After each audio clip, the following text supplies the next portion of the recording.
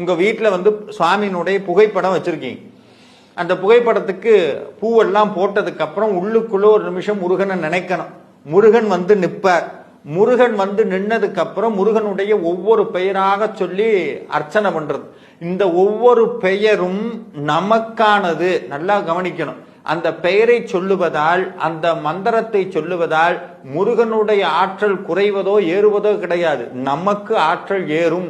எப்படி சார் சொல்றீங்க அப்படின்னா, உதாரணத்துக்கு ஒரு பெரிய அதிகாரிகிட்ட போறீங்க.